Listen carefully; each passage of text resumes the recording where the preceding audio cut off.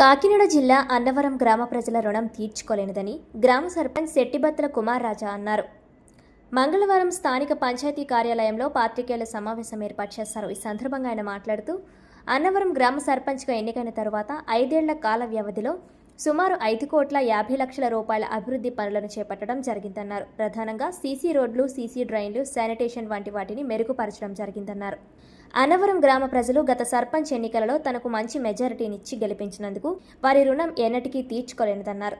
గ్రామంలో అత్యంత కీలకమైన హిందూ శ్మశాన వాటిక, కొత్తపేటలోని పంచాయతీ షాపింగ్ కాంప్లెక్స్ నిర్మాణం వంటి వాటిని నిర్విరామంగా కృషి చేసి దిగ్విజయంగా పూర్తి చేసినట్లు తెలిపారు. ఈ గ్రామంలో అనేక రకాలైనటువంటి అభివృద్ధి కార్యక్రమాలు అయితేనేమి, సంస్కరణలు అయితేనేమి ఈ గ్రామ పంచాయతీ తరఫున నేను పాలకవర్గం అందరం కలిసి సమిష్టిగా నిర్ణయం తీసుకుని గ్రామాన్ని అభివృద్ధి చేయడానికి శత విధాల ప్రయత్నం చేశాం. ముఖ్యంగా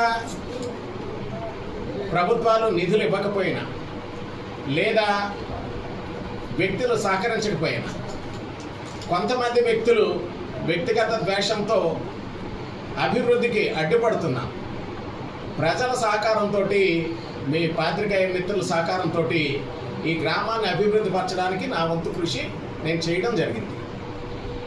2021 నుంచి ఇవాటి వరకు సుమారు 5.5 కోట్ల రూపాయల అభివృద్ధిని ఈ గ్రామంలో చేయడం జరిగింది.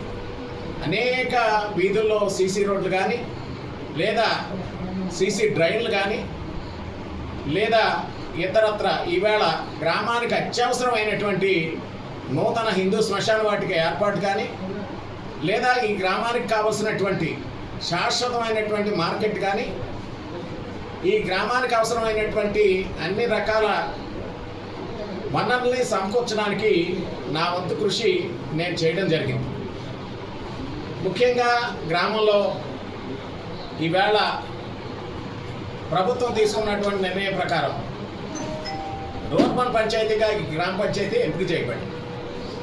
మరొక విషయం ఏంటంటే, ఈ గ్రామ పంచాయతీ జాతీయ స్థాయి అవార్డు కూడా ఎంపిక చేయబడింది. సుపోషిత అభియాన్ అనేటటువంటి ఒక జాతీయ స్థాయి కార్యక్రమానికి కేంద్ర ప్రభుత్వం ఆధీనంలో ఉన్నటువంటి మహిళా శిశు సంక్షేమ శాఖ ద్వారా అన్నవరం గ్రామ పంచాయతీ జాతీయ అవార్డుకి ఎంపిక చేయబడింది. ఇలాంటి విషయాలు తర్వాత ఇంకొకటి ఏంటంటే, ఈ అన్నవరం గ్రామ పంచాయతీ తరఫున జాతీయ స్థాయిలో కేంద్ర ప్రభుత్వం ఆధ్వర్యంలో నడిచేటటువంటి ఫైనాన్స్ కమిషన్కి సంబంధించి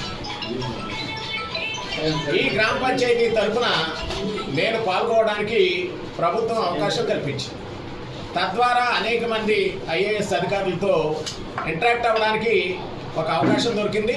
తద్వారా ఈవేళ మరి నిధుల విషయంలో మన జిల్లా కలెక్టర్ గారు కానీ, లేదంటే పంచాయతీరాజ్ కమిషనర్ గారు కానీ, లేదా గౌరవ శాసనసభ్యులు, ప్రస్తుత శాసనసభ్యులు శ్రీమతి వరుపుల సత్యప్రభారాజా గారు కానీ, గత శాసనసభ్యులు శ్రీ పర్వత శ్రీపూర్ణచంద్ర ప్రసాద్ గారు కానీ ఈ గ్రామ పంచాయతీకి, నాకు అలాగే మా పాలకవర్గానికి కూడా అనేక రకాలుగా ఉపయోగపడ్డారు.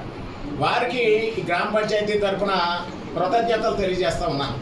ముఖ్యంగా ఈ గ్రామంలో కావాల్సినటువంటి మౌలిక వసతుల సదుపాయం ఇంకా చేయాల్సినటువంటి అవసరం ఉంది.